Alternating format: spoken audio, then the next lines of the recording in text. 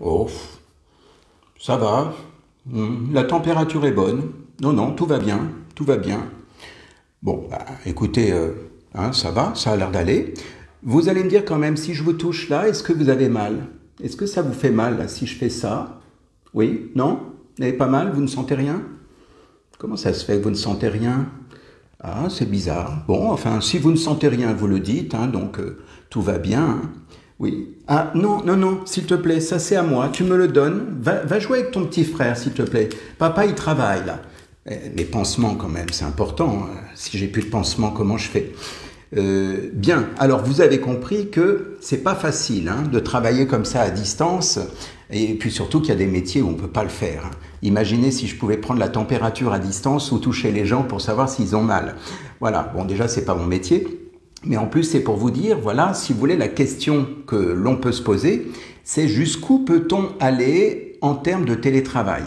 Et oui, parce qu'il y a des métiers malheureusement qui ne sont pas du tout adaptés. Imaginez le médecin, imaginez, je ne sais pas, même le dentiste. On ne pourrait pas se faire soigner la dent à distance à travers un écran. Ça serait impensable. Quoique peut-être un jour, hein, mais en tout cas, aujourd'hui, c'est pas encore le cas. Donc il y a certains métiers pour lesquels il est complètement impossible de travailler à distance. Et puis, il y a au-delà de ça, et c'est de ça dont moi je vais vous parler, il y a la notion d'ambiance. Parce que par exemple, certains métiers peuvent tout à fait se faire à distance. J'ai l'impression que j'ai la tête qui est coupée. C'est embêtant ça. Alors attendez, bougez pas. Hop là, est-ce que c'est mieux là? Voilà, je pense. Non, c'est dans l'écran que ça fait ça. Bon après, du moment que vous arrivez à me voir, c'est le principal. Mais c'est vrai que moi, je me vois coupé. Voilà. Donc, ce que je vous disais, c'est que... Et là, je me vois de travers. Ah non, ça va pas, hein. Il faut que je fasse quelque chose sur le perfectionnisme. Vous savez, c'est important aussi, ça. Voilà. Donc, ce que je vous disais, c'est que effectivement, il y a certains métiers que l'on ne peut pas faire quand on est à distance. Je veux dire, la personne qui monte... j'ai vu d'ailleurs sur... l'autre fois, j'ai reçu ça, c'était assez marrant. Un mur monté de travers et on disait, ben voilà, premier stage réussi pour la maçonnerie, pour monter un mur, etc. Bon, voilà, c'est bien sûr de l'humour. Et donc, il y a certains métiers, voilà, comme je disais, un dentiste, je ne sais pas, un médecin ne peuvent pas comme ça travailler. Alors, si, les médecins peuvent travailler à distance, mais juste pour donner un diagnostic, par exemple, par rapport à des photos que vous allez envoyer en disant, voilà, j'ai une plaie ici, etc. Seulement, tout ne se fait pas à distance. On ne peut pas, par exemple, faire une opération chirurgicale à distance. Hein, ça se saurait, enfin ça peut se faire comme je disais tout à l'heure, mais on va dire dans certains contextes avec des micros, enfin des robots, etc. Mais là on ne parle pas de ça. Là en fait, ce que je voudrais évoquer ici avec vous, c'est plutôt l'ambiance lorsque votre métier peut se pratiquer à distance. C'est-à-dire, comme le mien, moi par exemple, le coaching, l'hypnose, c'est tout à fait faisable et quelque part, bon, ça fait des années que je travaille dans le monde entier à travers soit un écran, soit par téléphone, parce que simplement, il n'y a rien de plus que les mots. Donc c'est facile puisque dès lors où je peux m'exprimer avec mes mots, que ce soit au téléphone ou derrière un écran, c'est tout à fait gérable. Alors maintenant, moi je voulais vous parler plutôt de la concentration que cela demande. Parce que lorsque vous êtes tout seul chez vous, faire un travail à distance, pourquoi pas? De dire, bah tiens, je reste à la maison. Il y en a d'ailleurs hein, qui prennent plaisir parce que du coup, ce qu'ils ne pouvaient pas faire à leur bureau, eh bien, ils peuvent se l'offrir ici. Ils se font leur petit café, ils prennent une petite pause, et puis ensuite, ils y vont, ils allument leur ordinateur, et puis ils font leur travail à distance. Seulement, ce n'est pas donné à tout le monde. Imaginez, par exemple, quelqu'un qui a des enfants à la maison, quelqu'un qui est dans un studio, ou par exemple, peut-être le conjoint est à côté, et ce n'est pas simple, parce qu'on va demander au conjoint de ne pas faire de bruit, ou à l'enfant. Et donc, ce n'est pas facile et on ne peut pas faire en sorte que la Terre s'arrête de tourner parce qu'on a notre travail. Et c'est ça la difficulté.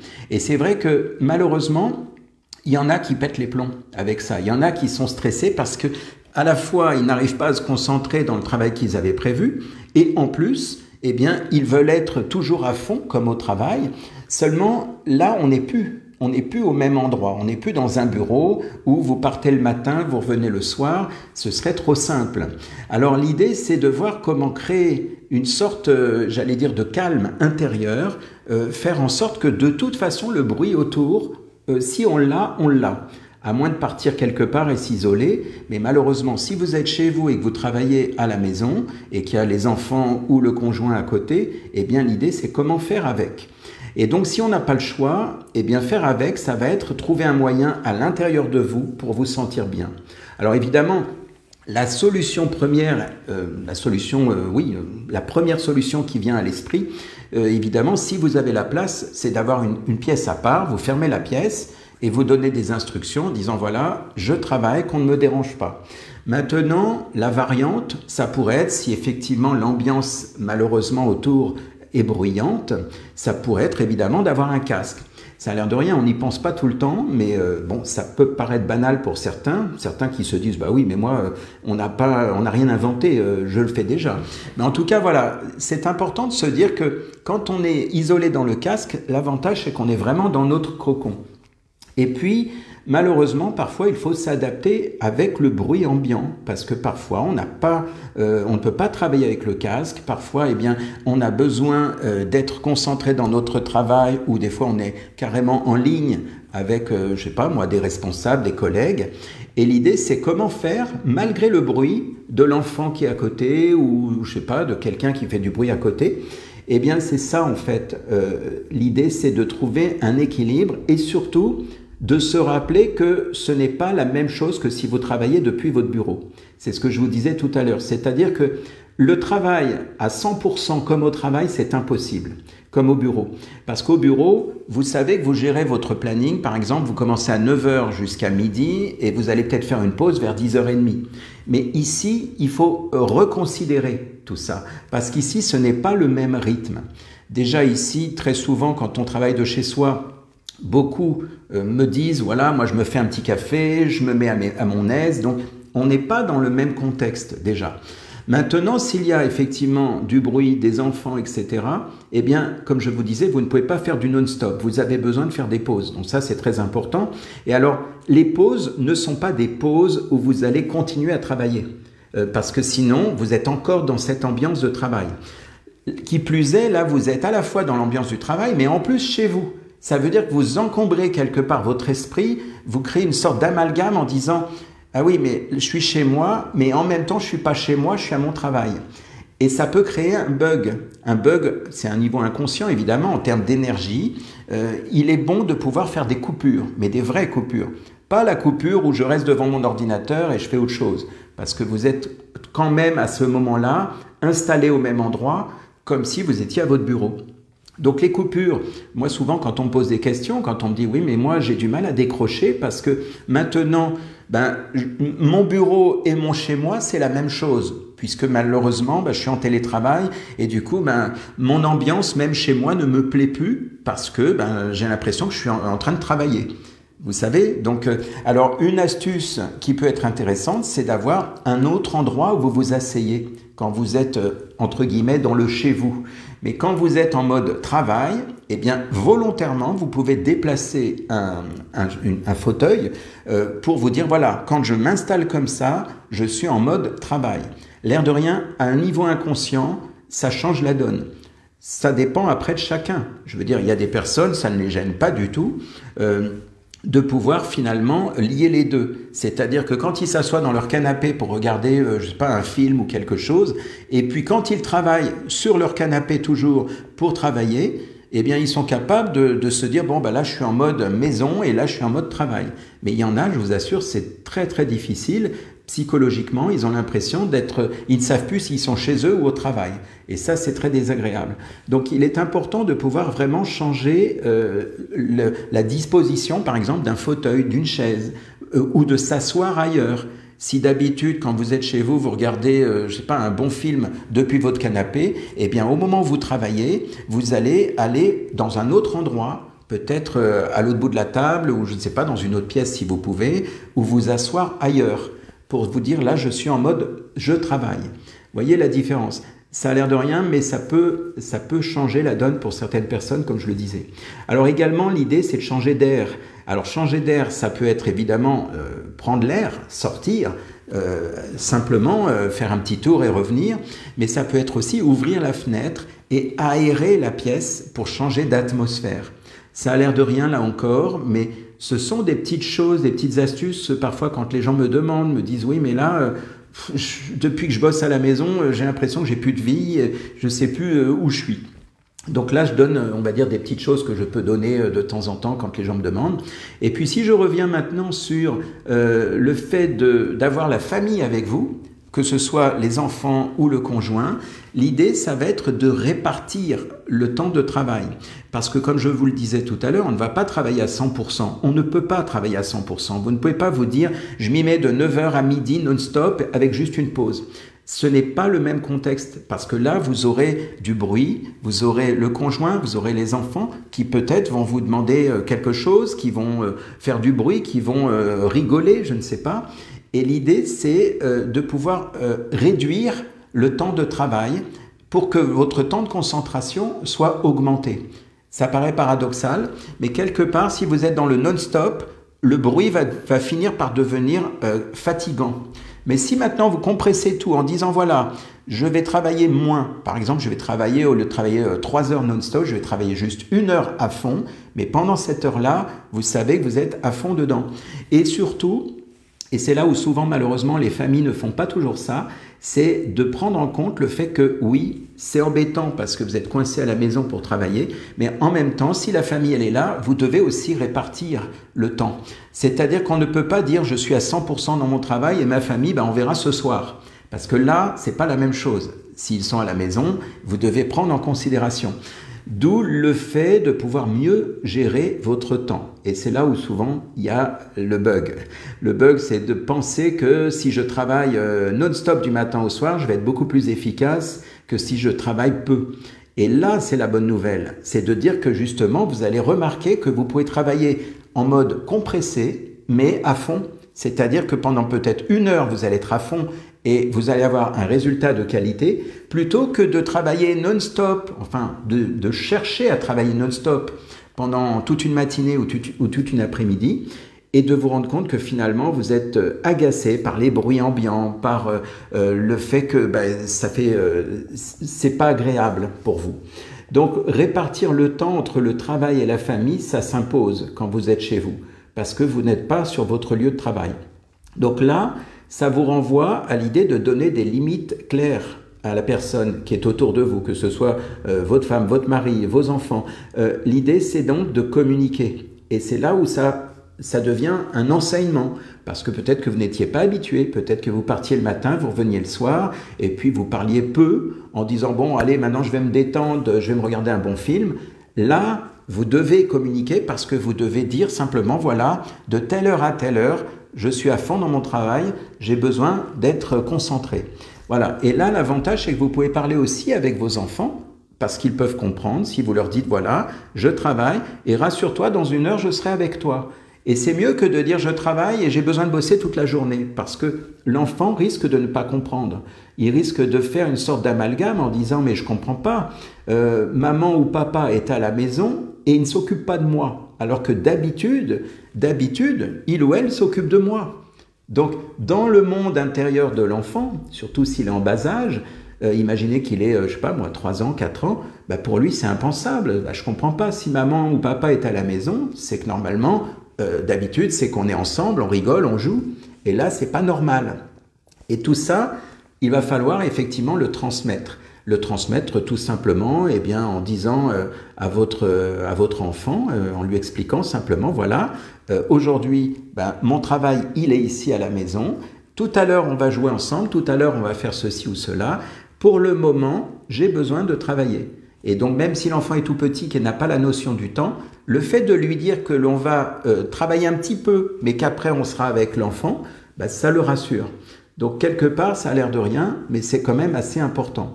Donc, on pourrait presque dire, chacun a son poste. Parce qu'évidemment, il ne s'agit pas de dire, allez, je ferme la porte, et puis l'enfant, il est dans sa chambre, etc. Alors, s'il est autonome, il va le faire.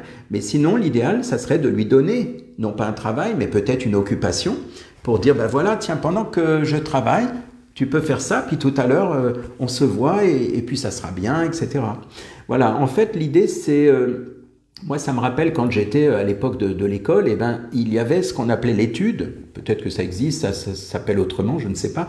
L'étude, c'est quand, par exemple, au lieu de sortir à la sortie de l'école à 4h30, par exemple, c'était mon heure à l'époque, eh bien, au lieu de sortir à cette heure-là, ben, on restait plus tard et les parents venaient nous chercher plus tard et on travaillait en études.